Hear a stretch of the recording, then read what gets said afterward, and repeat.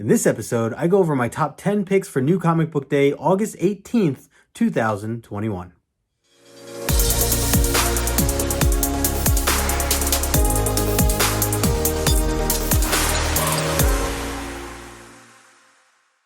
What is going on, guys? Justin here, aka No Good Comics, and welcome back to the channel. This is the show where I go over my top 10 picks for New Comic Book Day, August 18th, 2021. And if you're as pumped as I am, make sure you smash the like button, subscribe to the channel if you are new. And hey, if you think I missed something on this list, let me know. Leave a comment in the comment section below. I'm always curious about what others are reading. There was a lot of stuff that's coming out this week. I couldn't fit everything into this top 10 list, but I did my best on the ones that I was most looking forward to, that I'm really excited for. So yeah, we'll go into the list. Before I get into it, though, I do want to, well, one, give a shout out to the chat right now. Whoever's in the premiere chat that's going on right now, Thursdays 12:30 Eastern time, as these videos always premiere. Appreciate you hanging out here today, and always just on your lunch break, or if you're just off. Either way, whatever schedule you're on, and I really appreciate your time. So these have been a lot of fun, doing these each and every week.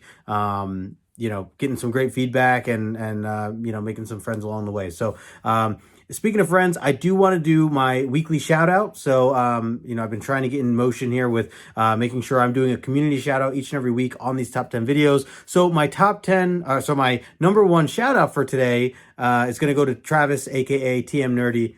Station. I want to give you a big shout out because, you've been the man. If you guys don't follow Travis, TM Nerdy, make sure you do. I put all his information in the description below, and you really should be, because Travis is the glue when it comes to this community. I feel like he's such a supporter of everybody, and in turn, everybody shows up and supports him as well. And I know I'm looking now, he's at a little under 330 here for his subscribers, so hopefully we can get that number up and get him over that 400 or that 500 mark, because it's well deserved, man, and just love everything that you're doing. Travis does a lot with the community in terms of chatting with the community, which is one of his shows that he does. He also does his Whiplash Wednesdays with the rest of the PCP Army crew. So shout out to the whole crew. But definitely, if you are not following Travis, make sure you do so over on Instagram. I put his information in the description below. And of course, sub up his YouTube channel and go check out his stuff as well. So Travis, appreciate you, brother. Station. All right, so with that being said, let's dive into the top 10 picks of the week. And my number 10 pick is going to go to an Image book.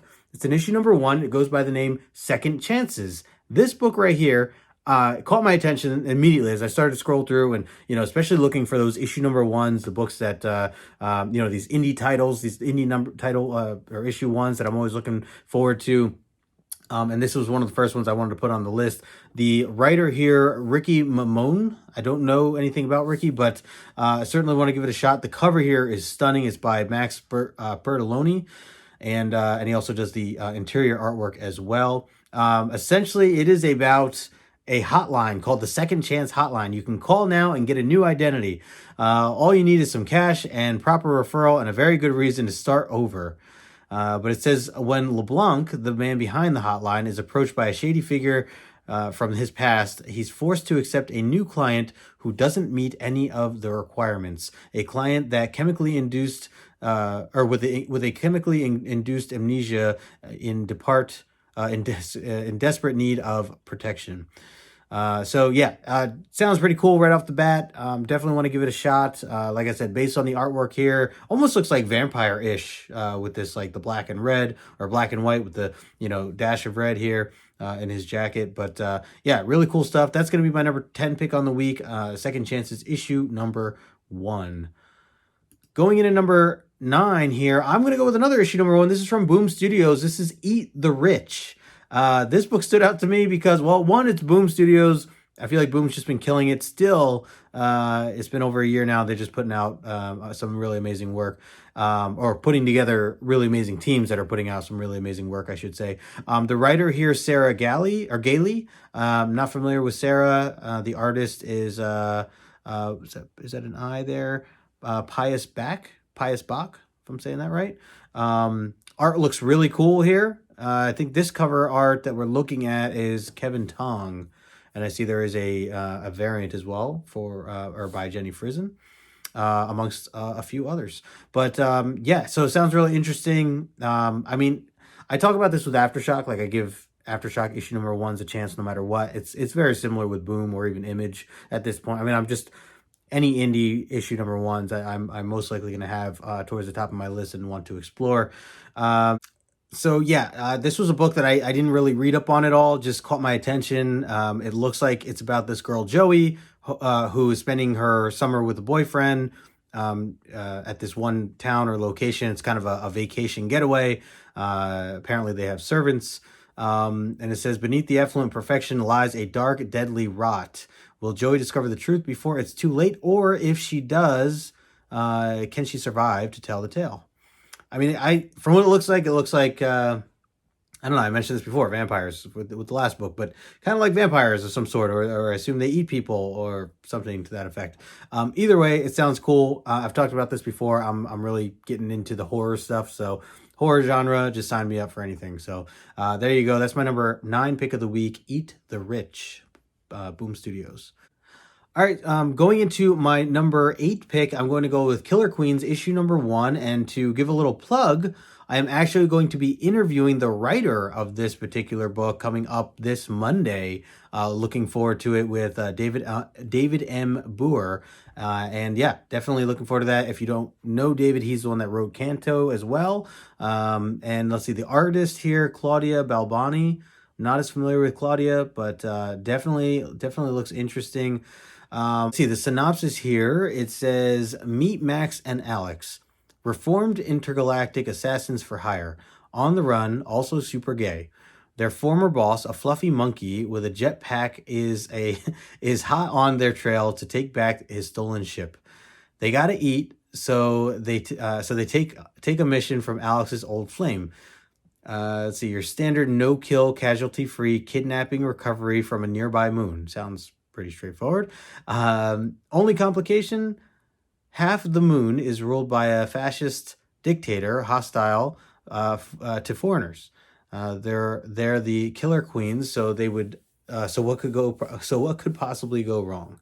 Yeah, so I think it's going to be great. I'm really looking forward to interviewing David, seeing or learning a little bit more about this book, and hearing a little bit more of the background of what sparked this whole thing to begin with. So looking forward to it. And like I said, I don't know much else about it yet, but definitely going to dive into it soon. So Killer Queens, issue number 1, that's going to be my number 8 pick on the week.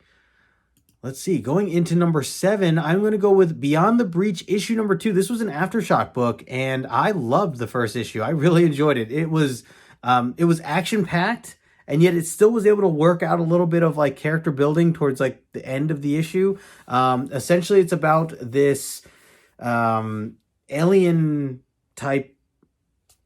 I don't know. It's not a ship, but it's like I guess maybe I don't know. It's aliens essentially land on Earth, and no one knows anything about it yet. They are essentially killing and eating anything they can that's alive here on Earth. And the first issue really takes off with like this girl who's found out something about her boyfriend or fiance who cheated on her. She's breaking up with him. She's frustrated, angry on the phone while she's driving into the woods. She's like basically trying to escape and go on this like I don't know if you call it a vacation, but she's essentially trying to escape. And she's driving through these woods, and while she does is when she comes across what looks to be like the mothership or like the queen alien that's like dispersing all these other mini aliens, and you just see like cars crashed everywhere and people getting eaten, and yeah, it's very over the top. But I really enjoyed it. It was really in your face, and like you were just trying to figure out what was going on, very similar to the actual character in the book. So this is Beyond the Breach, issue number 2. I'm looking forward to it. The writer here, Ed Bryson, and let's see, Damian Cochero doing the artwork. So I liked all of it for the first issue, so I will give the second issue a shot. That's going to be my number 7 pick of the week, Beyond the Breach, issue number 2. Let's see, going into my number 6 pick, I'm going to go with Radiant Black. This could probably be even higher up on my list. You know, a lot of these, I mention this all the time, but a lot of these kind of blur. Radiant Black has been excellent. The story arc has wrapped up in the first 5 issues. issues 4 and 5 really took like a left turn on kind of what this world was developing into. So really interested to see where this goes from here, knowing that this is a new story arc. If you guys have not read this, I certainly would recommend going back, reading the first trade. It is essentially about this kid who is down on his luck.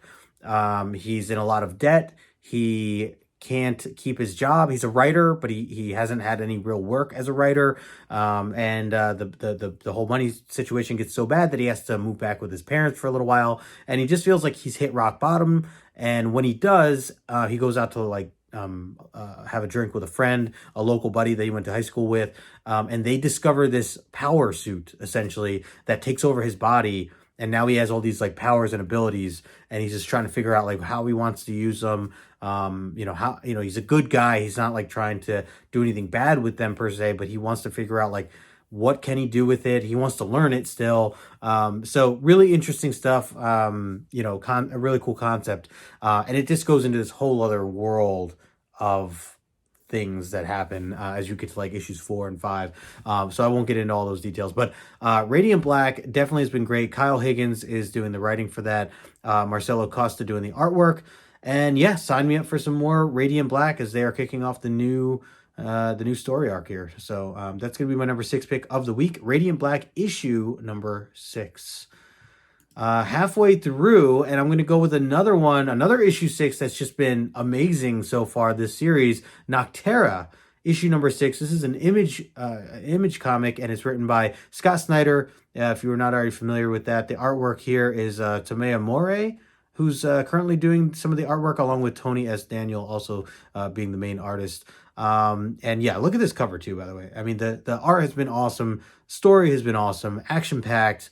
Really, really enjoying the overall concept of what this is about. It's essentially the idea of there no longer being light in the world. Light doesn't exist. And because of this, they live in a world of darkness, and there's also some side effects that have come along with it, where certain living things are starting to turn into these types of like aliens, and you have to stay near light at some point. Like they have all these like power systems to illuminate the way, and it's about this main character, Val Briggs, who her main job was driving this large tractor trailer type truck to deliver goods and help people travel from town to town, while they still figure out like how the world's going to get back to normal. They call it the PM, when the event essentially happened, because she did live in the world when it was normal the way we live now, before it all went to darkness. So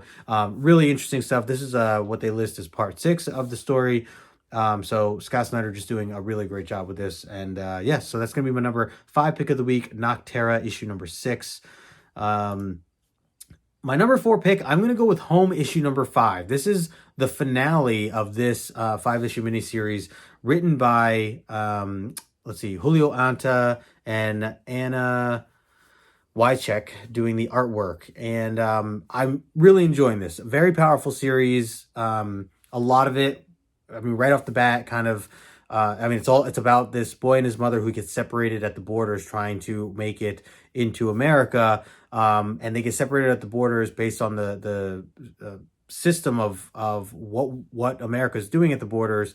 And it's heavy. It's very heavy, especially the idea of a mother being ripped apart from her son. Her son literally taken from her, and her being sent back to, I think she's from Guatemala, and for her son to, we find out that the son has powers essentially, and he has no idea about it. He's just kind of learning it.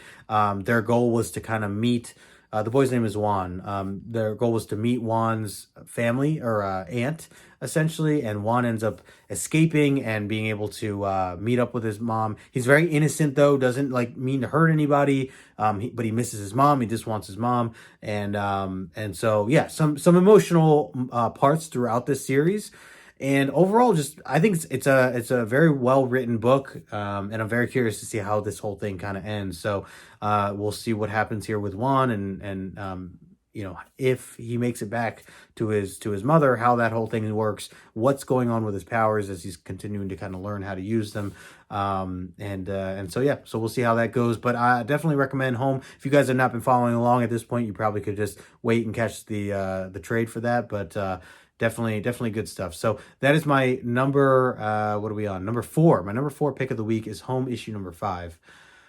All right, these last 3 now. I'm going to go, this was tough. I mean, this was, again, very close. I really love this next one here. My number 3 pick is going to be Moths, issue number 3. This is an AWA Upshot book. It is written by Michael Straczynski and the artwork by Mike Choi. I love the concept of this book, and I will try not to talk too much about it. I've talked a lot about it last time Moths was part of my list when issue 2 came out and issue number 1. If you're not familiar with it, it is it sets in a world where certain people are born with special powers or abilities, and the catch is you're not allowed to use those powers or abilities right away. You have to make a decision for yourself when you want to. They have a phrase for it. I don't recall what the phrase is, but basically when you want to take on using those abilities, when you it's like being born or something like that. Man, I don't have it listed here, but essentially when you do decide to do this, the catch is, yes, you get superpowers, and you don't know what those superpowers are. You discover them while you kind of transform. The catch is you only have 6 months to live. So the big question, and this is like just, it really is like something that can tie into personally how we live life. What would you do if you only had 6 months to live? That kind of mentality, but also knowing that you now had these special abilities and you could do good with them. Or the bigger question, if you knew you had these abilities, or you knew you had some sort of superpower, what would you do with it? If you knew you could turn it on, but you only then had 6 months to live, would you use it to better yourself, to better your family? Would you do it to, I don't know, make more money somehow? Because that wouldn't really matter, because you're essentially going to die in 6 months. So how you wouldn't get any pleasure from that. There's a lot. It's just like, it's interesting to put yourself in the position of these main characters and just think like, what would you do? And the main character here, I know her name is Emily Kai. Emily really wants to help the world. The world, very similar to like the pandemic, that we're dealing with now. Very similar to that is going on in the world right now for Emily Kai, and there's a sickness going around. So she wants to essentially help the world, and so she thinks that by turning on her powers and having that 6-month window with her powers, that she'll be able to do so. The second issue, we learn about. Well, I guess I won't even get into details. I'll just leave it at that. I do recommend this book. I think it's 6 issues altogether. So getting to that halfway point, it is not too late to go back and start reading now if you haven't. Otherwise, yeah, if you want to wait for the trade, you could certainly do that as well. But each issue, so far to me, I've really enjoyed. Also, I really like the artwork. I think it's artwork that kind of grew on me. At first, I was kind of questioning it. It's almost like digitalized on purpose. But there's some really clever parts to it that really work well overall with the book. So anyways, I've already talked too much about this book. I definitely recommend it. Moths easily could be number 1. It's really that good, at least in my opinion. So that's going to be my number 3 pick of the week. Moths issue number 3. Going to go with my number 2 pick here, Supergirl, Woman of Tomorrow, issue number 3. Wow, I did not think that this would be a book I was into. Just because I've never read Supergirl. I say this all the time. I'm not like a big DC person, or I wasn't. And now that I am getting into DC books, a lot of these characters I'm like just very new to, or don't quite understand certain powers or where they came from, or, their past or anything like that. But DC is doing a really good job of writing stories where you don't necessarily need to know much about the character or the characters, or the backgrounds or anything like that. Like they're having, like, the writers are writing it in a way where you can jump in comfortably and kind of learn as you go, and you're not too lost or too confused. You can kind of just go with the flow. And then on top of that, these writers are just writing some really good stories, great character building and everything like that. So in this particular one, this is written by Tom King. And I know, you know, some people have mixed feelings about Tom King. Some people have mixed feelings about his writing. I love his work. I mean, I read like The Visions was a masterpiece. I love that.